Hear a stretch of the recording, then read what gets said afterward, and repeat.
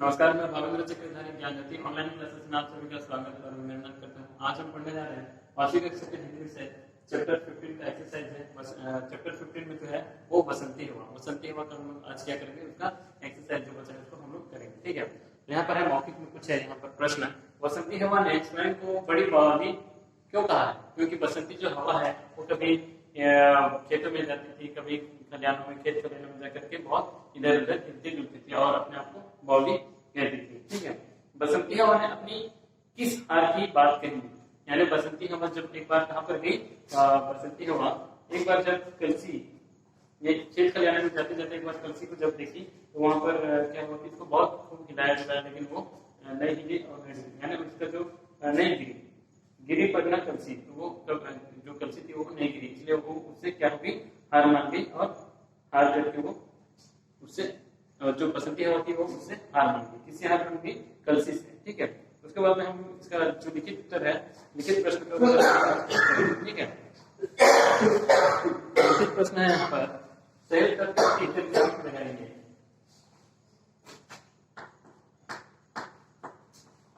सही उत्तर पर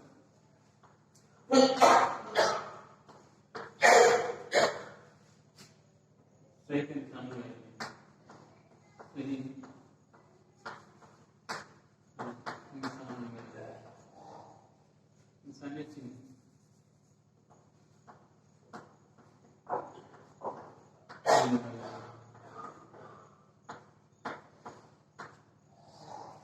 यहाँ पर पहला प्रश्न है, हवा ने किसे झकोरा?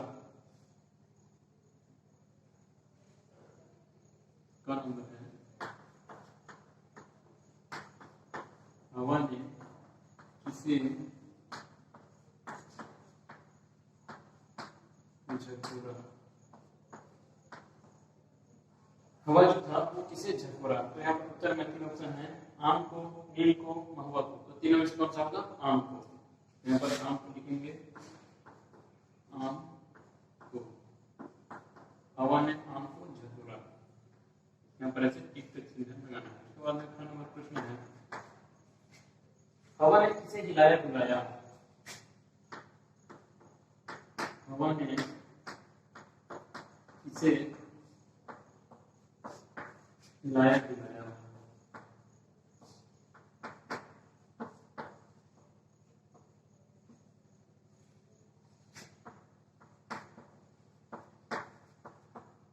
हवा जो था वो किसे हिलाया डुलाया? यहाँ पर लिखना है अलसी को। हवा ने अलसी को हिलाया डुलाया। उसके बाद में गेहूं के खेतों में हवा कितनी देर रुकी? गेहूं के खेतों में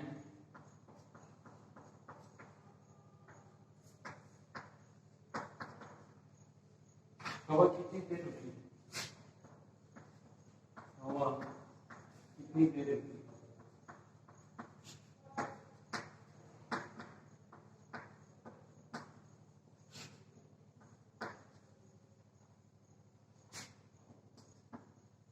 यहाँ पर है एक पहर, अनेकों पहर, दो पहर। यहाँ पर लिखना है अनेकों पहर, अनेकों पहर। यहाँ पर जब गेहूं के खेतों में हवा गई तो वहां पर कितनी देर तक रुकी हवा? अनेकों पहर। उसके बाद में है लिखित उत्तर।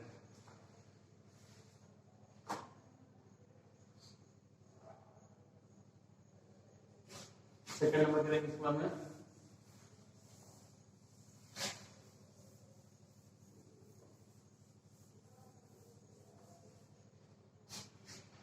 सेकंड नंबर में यहाँ पर उचित उत्तर लिखिए। उचित उत्तर लिखिए।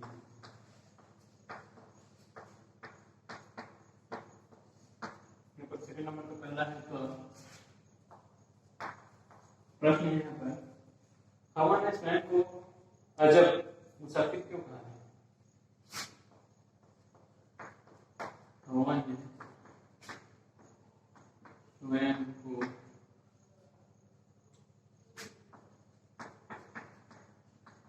अजब मुसाफिर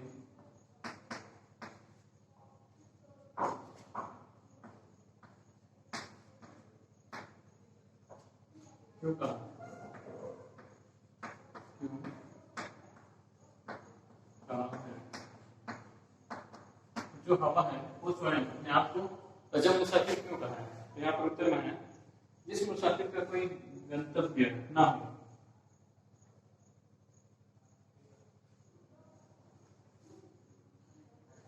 सॉरी, ये सेकंड नंबर है, ये ख नंबर है। ग नंबर को लिखेंगे पहले। ग नंबर में है, सॉरी क नंबर में है प्रश्न। हवा ने अपने लिए किन विशेषणों का प्रयोग किया है? हवा ने अपने लिए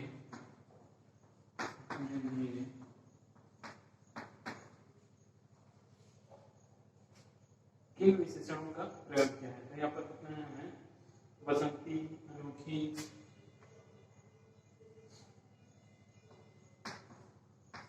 बसंती, अनोखी, है बावली, बावली, मस्त मौली, मस्त मौला, मस्त मौला,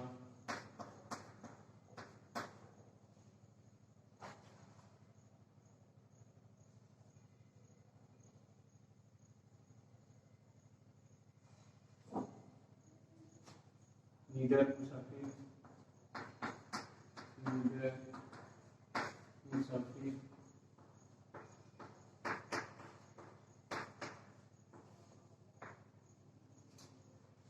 आदि विशेषणों का प्रयोग किया है। विशेषणों का प्रयोग किया है।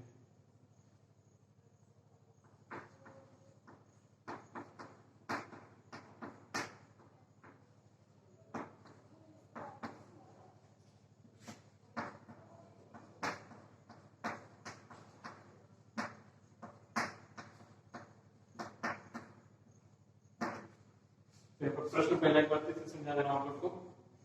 क नंबर है, हवा ने अपने लिए किन विशेषणों का प्रयोग किया है? जो हवा है वो अपने लिए कौन कौन से विशेषणों का प्रयोग किया है? यहाँ पर है हवा ने अपने लिए बसंती, अनोखी, बावली, मस्त मौला, लीडर, मुसाफिर आदि विशेषणों का प्रयोग किया है। उसके बाद में ख नंबर है, ख नंबर का प्रश्न यहाँ पर है, मैं यहाँ पर आंसर लिख रहा हूँ, प्रश्न नहीं लिख रहा हूँ। आप लोग के बुक में प्रश्न को देख करके आप लोग लिख लोगे। यहाँ पर मैं खाली आंसर लिख रहा हूँ। हवा ने स्वयं को अजब मुसाफिर क्यों कहा है? यहाँ पर लिखना है जिस उत्तर जिस मुसाफिर का कोई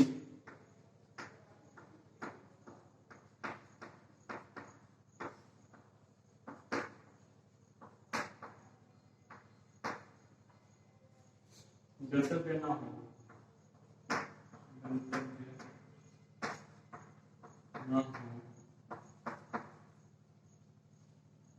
उसे पता ना हो कि पता ना हो कि उसे कहा जाना, उसे कहा जाना।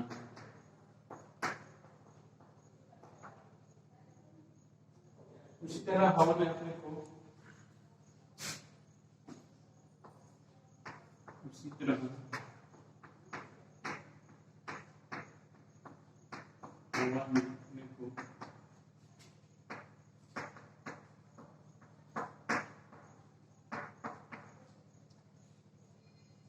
अजीब मुसाफिर की तुलना की।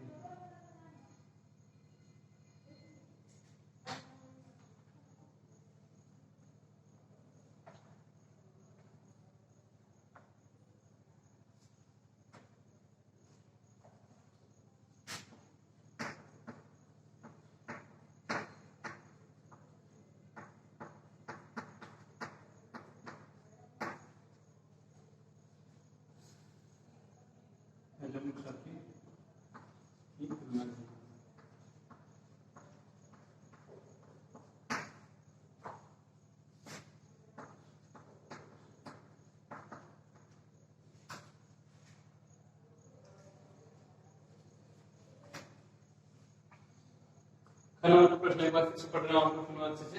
हवा हवा ने स्वयं को अजब मुसाफिर क्यों कहा?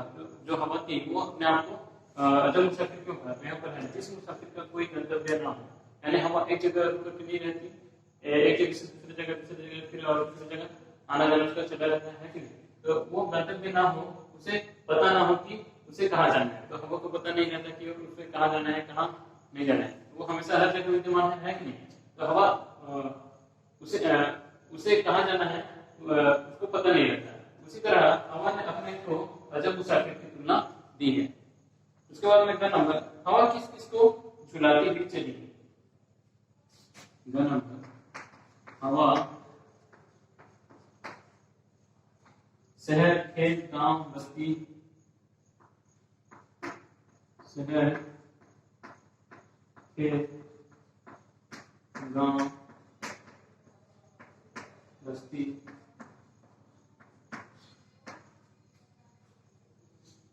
नदी, हरे खेत, नदी, हरे खेत,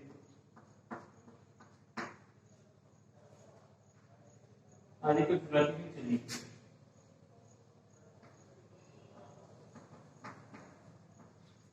आदि को झुलाती हुई चली।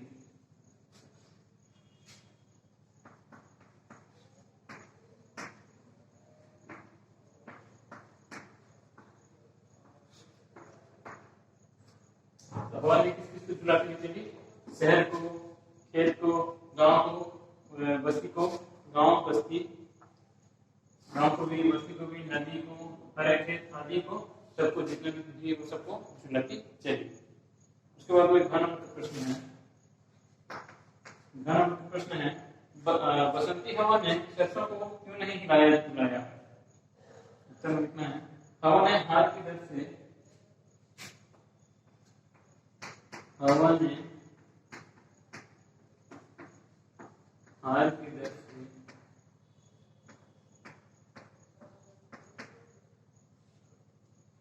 सरसों को नहीं हिलाया डुलाया।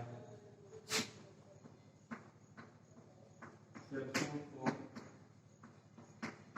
नहीं हिलाया डुलाया।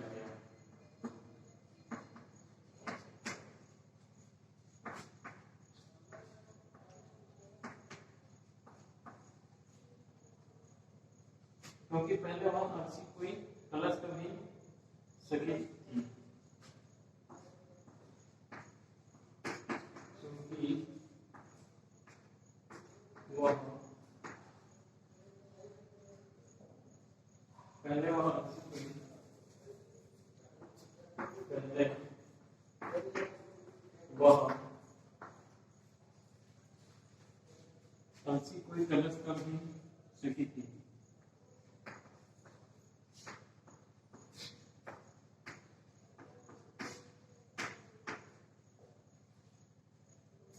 कलश का भी सीखी थी।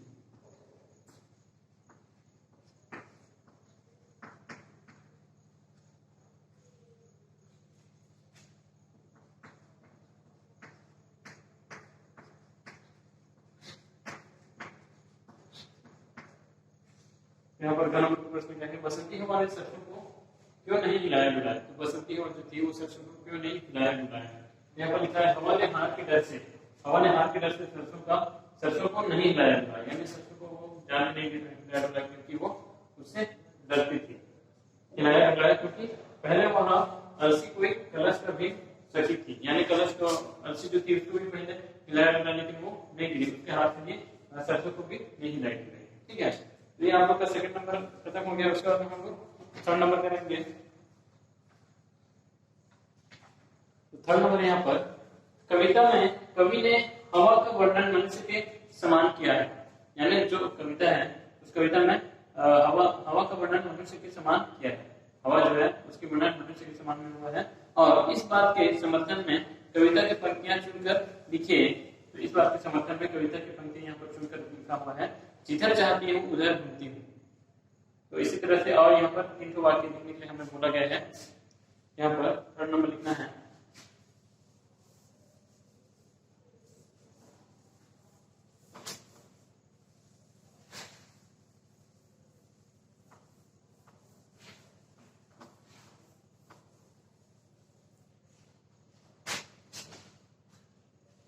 थर्ड नंबर किसका है यहाँ पर?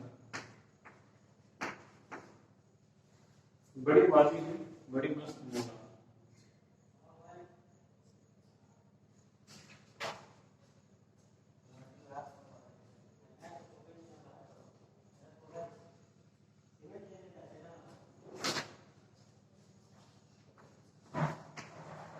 बड़ी बावली है,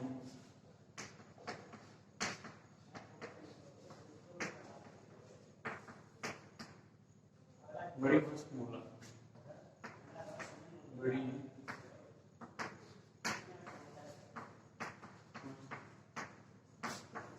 मोला।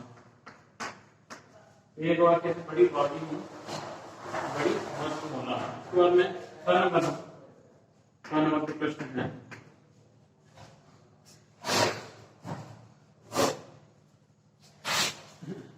नहीं पूछ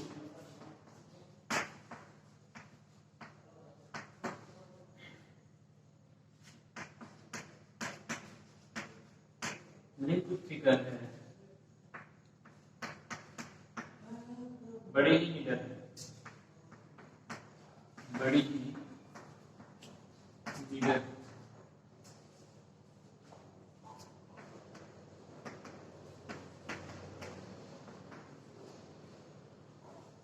मैं घर बात ना उद्देश्य मेरा नंबर में ना घर बात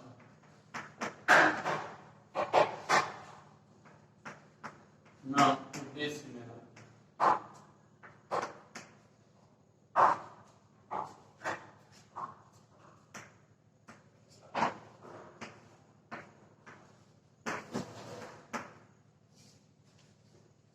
ना प्रेमी ना दुश्मन, ना प्रेमी ना दुश्मन।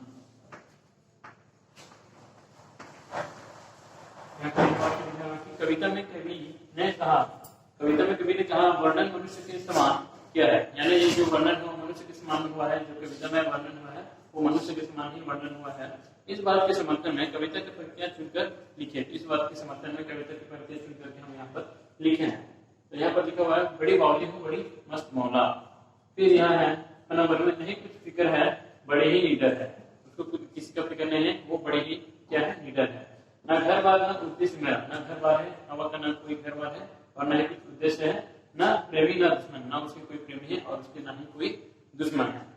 यहाँ आपका थर्ड नंबर कंप्लीट हो गया। उसके बाद हम करेंगे भाषा ज्ञान का पहला नंबर। ठीक है,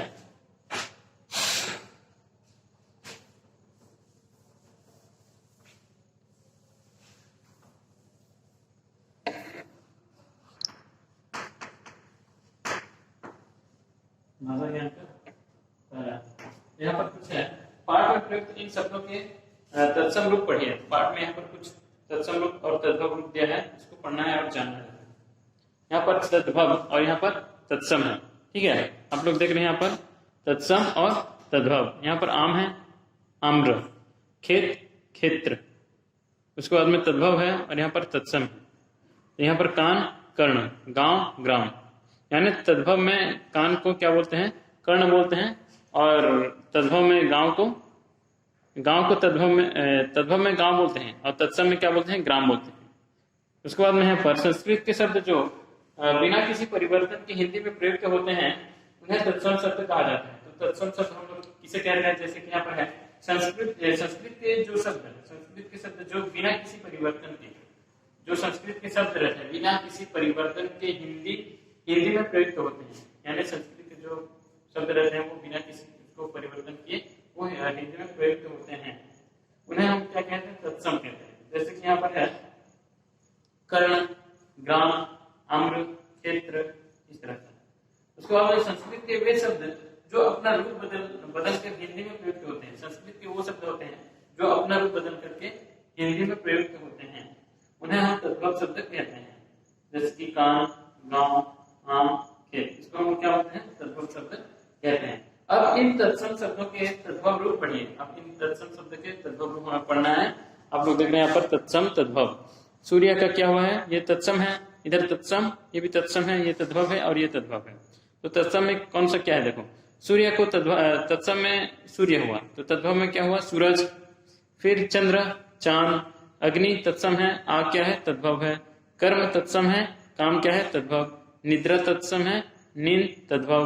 सर्प तत्सम है, सांप तद्भव। यहाँ पर है फिर मस्तक तत्सम है और ये माथा तद्भव। पुत्र तत्सम है और पुत तद्भव। हस्त तत्सम है, हाथ तद्भव है। अश्रु तत्सम है, आंसू तद्भव है। सत्य तत्सम है और ये तद्भव है, सच।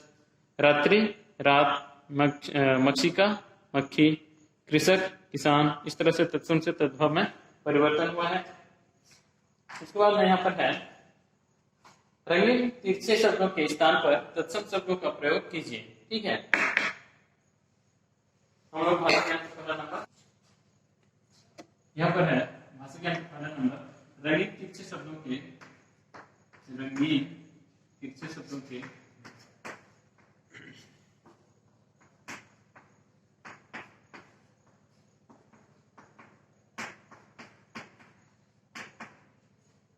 स्थान पर तत्सम शब्दों का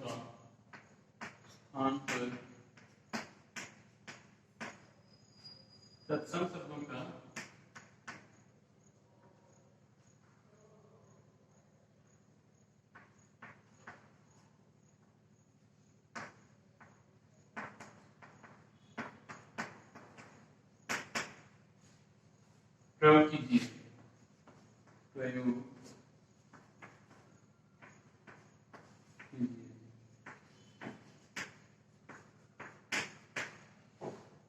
यहाँ पर जो रंगीन शब्द है उसके तत्सम का जो रंगीन तिरछे शब्द के स्थान पर तत्सम शब्दों का प्रयोग कीजिए। यहाँ पर तद्भव है तो ये तत्सम शब्द का यहाँ पर हमें खाली स्थान में प्रयोग करना है। ठीक है, यहाँ पर है रंगीन तिरछे शब्दों के स्थान पर तत्सम शब्दों का प्रयोग कीजिए। यहाँ पर रंगीन जो शब्द है उसको हम लोग तद्भव में तत्सम में परिवर्तन करना है।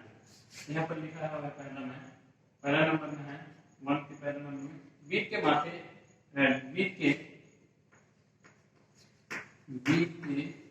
माथे की जगह हम क्या लिखेंगे? मस्तक पर तिलक सुहाता है। पर वीट के मस्तक पर तिलक सुहाता है।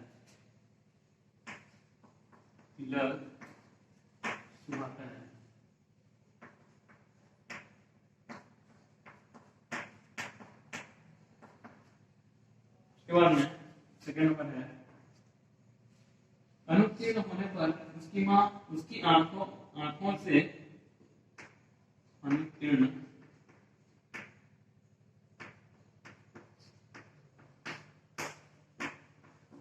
होने पर उसकी आंखों से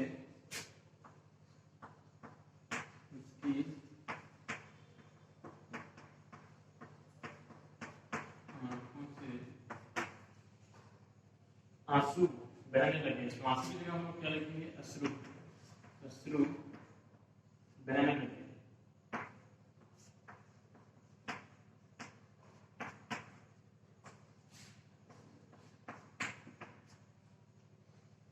में है रात डेस्क होते ही मुझे नींद डेस्क में घेर लिया। यहाँ पर लिखना है रात्रि होते ही मुझे निद्रा ने घेर लिया। रात्रि होते ही मुझे निद्रा ने घेर लिया। निद्रा ने घेर लिया।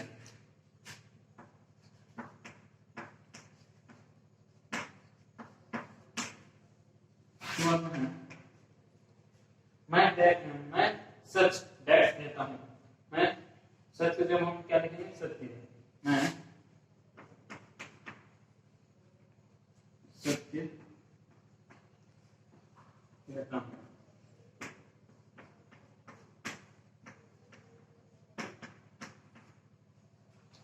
उसके बाद में प्रातः होते ही किसान अपने खेत को चल पड़ा। तो किसान और खेत की जगह हम क्या लिखेंगे? प्रातः होते ही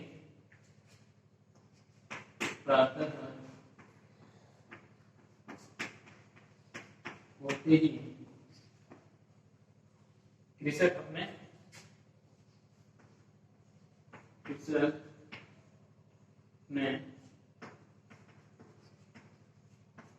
खेत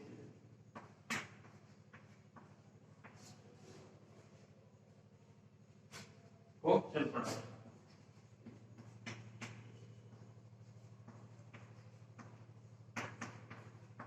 इस तरह से लिखना है नहीं? पैदा होते ही कृषक अपने क्षेत्रफल चल पड़ा। उसके बाद उदाहरण के अनुसार दो शब्द लिखिए। यहाँ पर उदाहरण के अनुसार उदाहरण को देखते हुए यहाँ पर दो शब्द लिखना है, जैसे कि निर्जन, तो निर्जन हुआ, गर्जन, अर्जन, इस तरह से लिखना है। ठीक है, भाषा ज्ञान का पहला नंबर कंप्लीट हो गया। उसके बाद भाषा ज्ञान का सेकंड नंबर।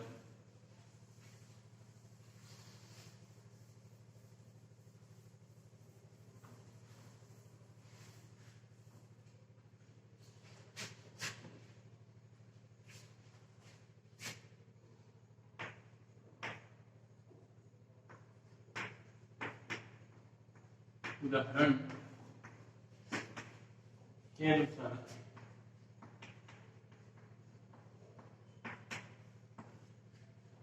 दो शब्द लिखिए।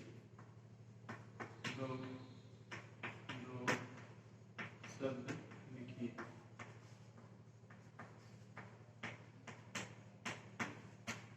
यहाँ पर है निर्जन,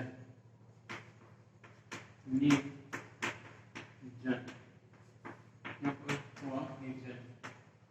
निर्जन। तो इसी तरह से और दो शब्द बनाना है हमें, गर्जन, अर्जन, गर्जन, अर्जन। उसके बाद है प्रतिकार, प्रतिकार, प्रतिकार, प्रतिकार।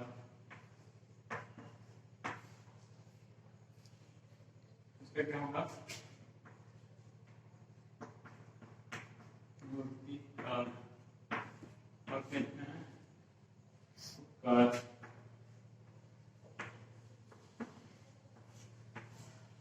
उसके बाद है अपवाद,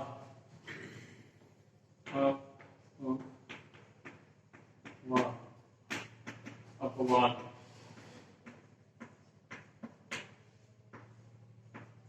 इसका बनाना है निर्विवाद, जातिवाद।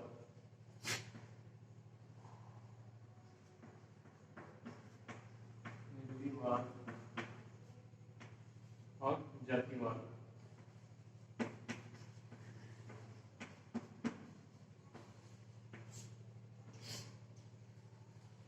उसके बाद में आगमन,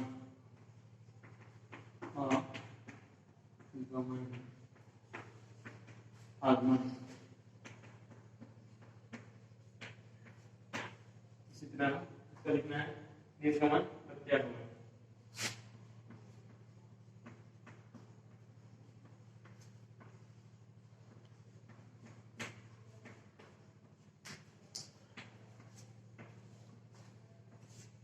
यहाँ पर दो शब्द लिखेंगे, निर्जन, गर्जन, अर्जन, प्रतिकार, मूर्तिकार, उपकार, अपवाद, निर्विवाद, जातिवाद, आगमन, निर्गमन, प्रत्यागमन। इसके बाद में यहाँ पर है, ये सेकंड नंबर कंप्लीट हो गया। उसके बाद में थर्ड नंबर है रंगीन शब्दों के वचन परिवर्तन करके पंक्तियों को पुनः लिखिए। भाषा ज्ञान का थर्ड नंबर।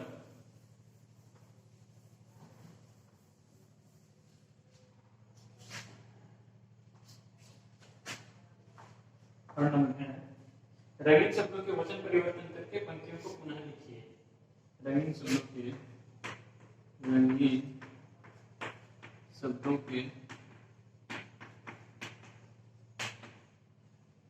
वचन परिवर्तन करके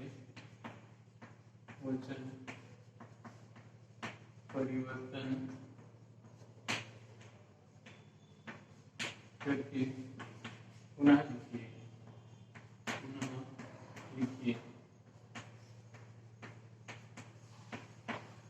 यहाँ पर जो रंगीन शब्द है उसको चेंज करके हम लोग परिवर्तन करके दूसरा फिर से वाक्य को फिर दोबारा लिखना है। ठीक है, यहाँ पर सुनो बात मेरी, उसका क्या होगा? मेरी बातें सुनो। मेरी बातें सुनो। सुनो बात मेरी है, वो एक वचन है तो ये बहुवचन है, मेरी बातें सुनो। उसके बाद में ना इच्छा किसी की, सभी इच्छाएं किसी की ना पूरी हुई ना होगी, सभी इच्छाएं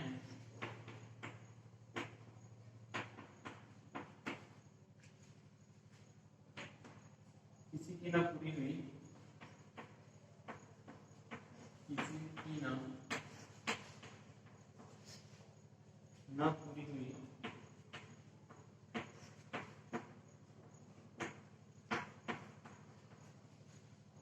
ना होगी।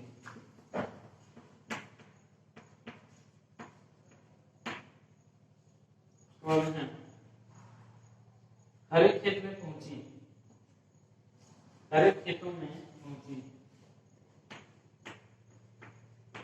हर एक खेतों में पहुंची।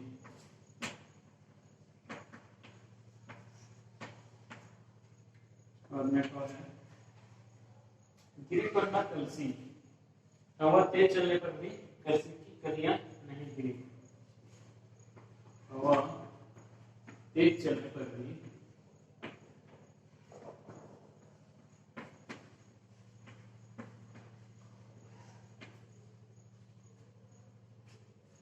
कलसी की कलियां नहीं गिरी,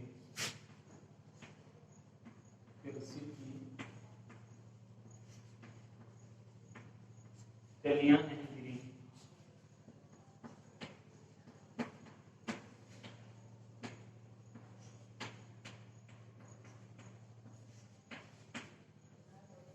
क्या आपका चैप्टर 15 बसंती हवा का जितने भी प्रश्न उत्तर थे सब कंप्लीट हो गया। तो इस तरह से भाषा ज्ञान के जो प्रश्न है और बुक का जो पुस्तक का जो मौखिक है उसको आप लोग पढ़ोगे, और जो लिखित है उसको मैं आप लोग को करवा दिया जितना था लिखित का, और भाषा ज्ञान का जितना भी सब कंप्लीट हो चुका। तो इसी तरह से मैं जैसे करवाया हूँ उस तरह से आप लोग अच्छे से बुक का समझोगे और ये वीडियो देख करके अच्छे से समझोगे, और अगर समझ में आएगा तो एक दो बार वीडियो को रिवाइंड करके भी देख सकते हो और फिर से इसको अच्छे से समझ करके ये जो अभ्यास कर लिया था चैप्टर 15 बसंती हवा, ये आप लोग को पूरा कंप्लीट हो गया।